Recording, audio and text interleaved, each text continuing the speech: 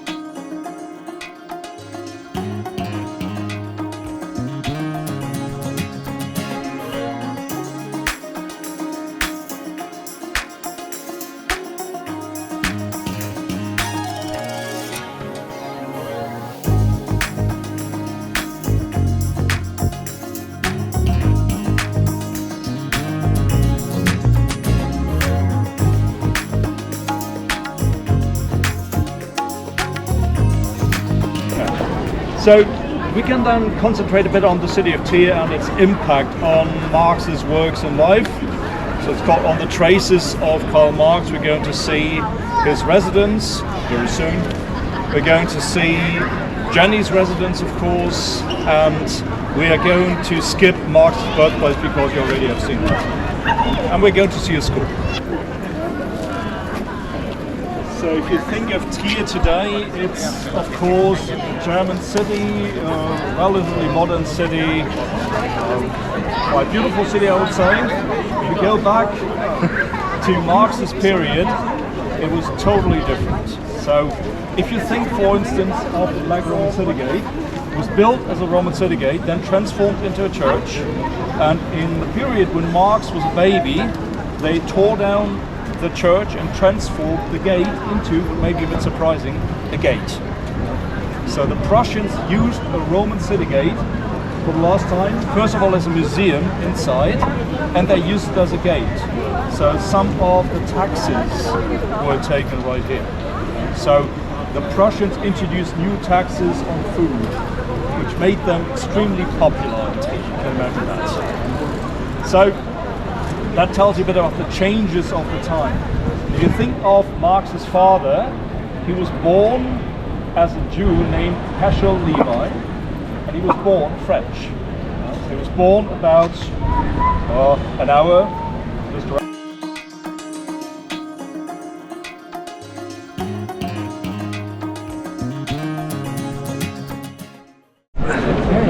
Here we are in front of the cathedral and we continue with the tour, and our guide is about to explain part of You know, if I the story. The year 1844, Marx meanwhile lives in Paris and is a publisher in Paris, the Deutsch-Französische Jahrbücher. Marx published the Deutsch-Französische Jahrbücher with his famous quote on religion.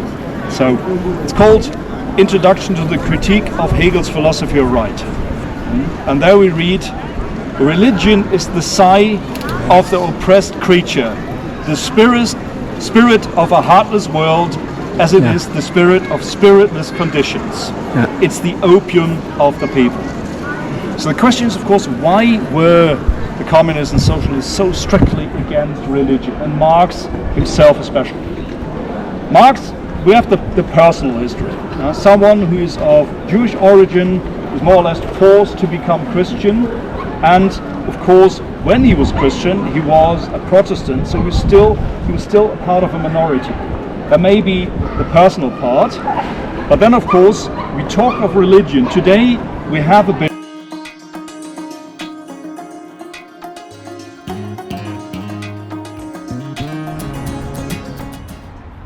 And here we are now at the Mosel River, waiting for our boat trip. We will be looking into which one boat is the one that will take us on this little trip along the river for a few minutes. Here we are. Presumably this is one of the boats, and probably that's the boat that will take us. We'll have to find out about that. And this is the Mosel River. This is the closing activity of the day, and here we are on board. I actually want to sit as a